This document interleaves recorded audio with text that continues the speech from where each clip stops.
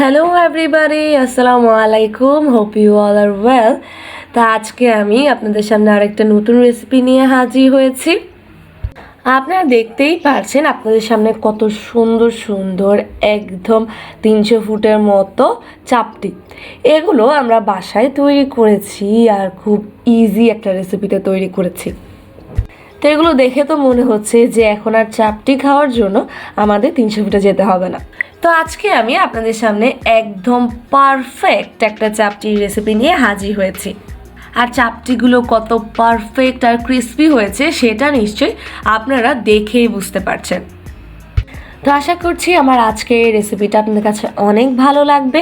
ভালো লাগলে অবশ্যই লাইক কমেন্ট শেয়ার করবেন আর আমার চ্যানেলটাকে সাবস্ক্রাইব করতে ভুলবেন না। তো চলুন আর কথা না বাড়িয়ে আমাদের চাপটি তৈরি করার প্রস্তুতি শুরু করা যায়। তো প্রথমেই আমরা এখানে একটা মিক্সচার তৈরি করে নিব।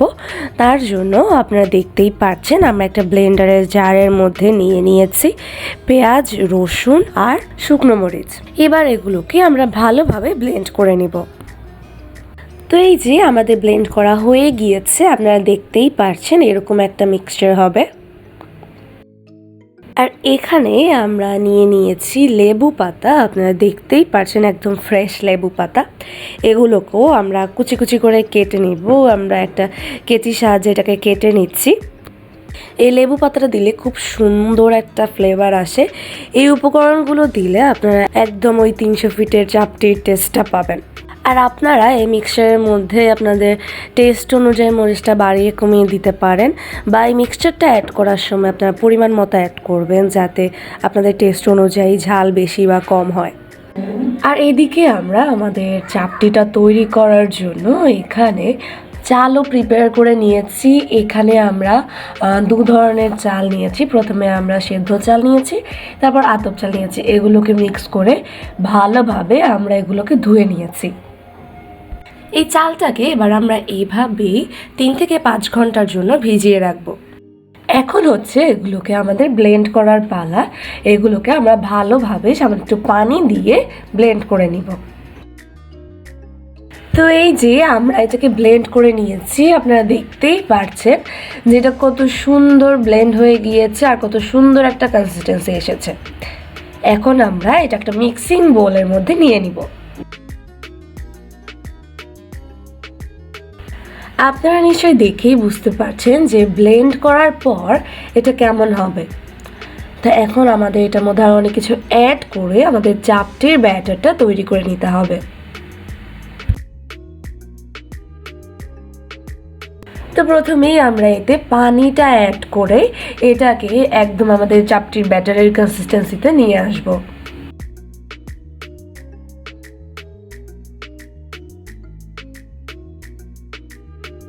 তো পানিটা মিক্স করা হয়ে গেলে এখন আমরা এতে দিয়ে দিলাম লবণ।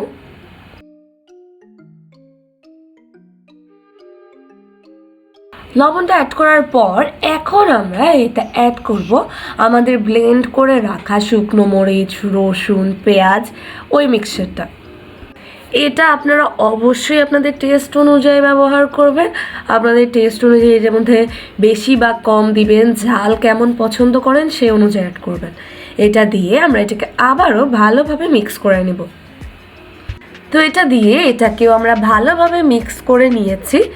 এখন আমরা এতে আমাদের লেবু পাতা যেটাকে আমরা কুচি কুচি করে রেখেছিলাম সেটা অ্যাড করব। এটা অ্যাড করলে পিঠাগুলো দেখতেও খুব সুন্দর লাগে।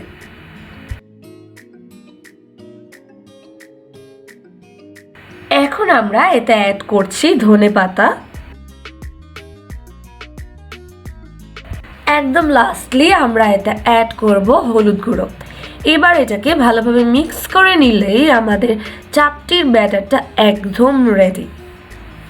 এই হলুদটা অ্যাড করলে চাপটিগুলোর কালারটা অনেক সুন্দর আসে, যেটা আপনারা সামনে দেখলেই বুঝতে পারবেন। তো এই যে এদিকে আম্মু অলরেডি একটা বানিয়ে ফেলেছে আর আপনারা দেখতেই পাচ্ছেন যে এটা কতটা সুন্দর হয়েছে। নর্মালি আমরা খোলা জালি পিঠা বা দোসা যেরকম করে তৈরি করে থাকি, এটাও আমরা ব্যাটারটা ঠিক এভাবেই দিয়ে ঘুরিয়ে ঘুরিয়ে ছড়িয়ে তারপর কিছুক্ষণ ঢাকনা দিয়ে ঢাকনাটা উঠালেই আমাদের পিঠাটা একদম রেডি। এই যে এটা হয়ে গিয়েছে, আম্মু এটাকে উঠিয়ে নিচ্ছে। আপনারা দেখতেই পাচ্ছেন যে কত সহজে এটা উঠে এসেছে। আপনারা যত তৈরি করতে থাকবেন তারপর দেখবেন যেটা আস্তে আস্তে আরও ইজিলি তৈরি হয়ে যাচ্ছে, আরও ইজিলি এটা আমাদের প্যান থেকে উঠে আসছে। আর প্যান বলতে লোহার যেই তাওয়াটা আমরা নর্মালি ঘরে রুটি সেকার জন্য যেই তাওয়াটা ব্যবহার করি সেটা।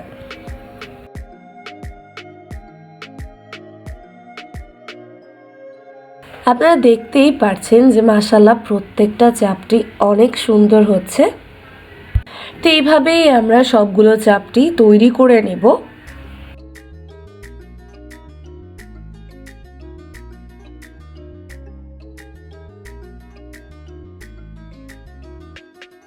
আর আপনাদের যদি ব্যাটারটা পারফেক্ট হয় তাহলে চাপটিগুলো অনেক সুন্দর এবং পারফেক্ট হবে আর একদম ক্রিস্পি ক্রিস্পি হবে।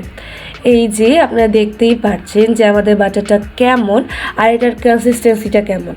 কনসিস্টেন্সিটা ঠিক না রাখলে বা এটা যদি আরও ঘন হয়ে যায়, বেশি ঘন থাকলে চাপটিগুলো ক্রিস্পি হবে না, সুন্দর হবে না। তো আপনাদের কনসিস্টেন্সিটাও একদম ঠিক পারফেক্ট থাকতে হবে। আর এই কনসিস্টেন্সিটা আপনাদের দেখেই বুঝে নিতে হবে। তো আপনাদের ইনশাল্লাহ এই রেসিপিটা ফলো করে তৈরি করলে আপনাদেরগুলো একদম এরকম আমাদের মতোই পারফেক্ট হবে।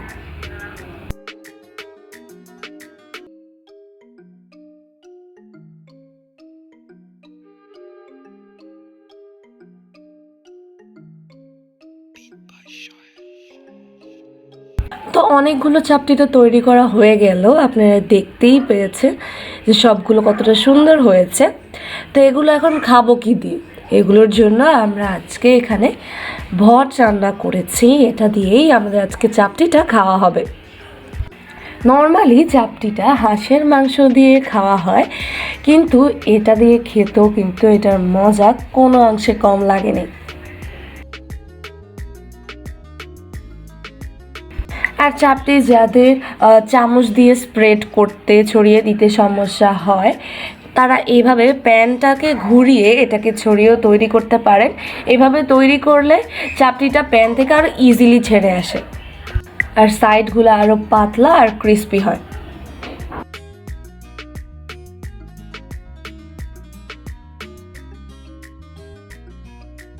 তো এই যে আমাদের চাপটিগুলো একদম রেডি, আমরা এখানে খেতে চলে এসেছি। তো আশা করি আমার আজকের এই চাপটির ভিডিওটা, চাপটির রেসিপিটা আপনার কাছে ভালো লেগেছে। ভালো লাগলে আপনারাও আমার মতো এভাবে তৈরি করে ফেলবেন, ইনশাল্লাহ একদম পারফেক্ট হবে।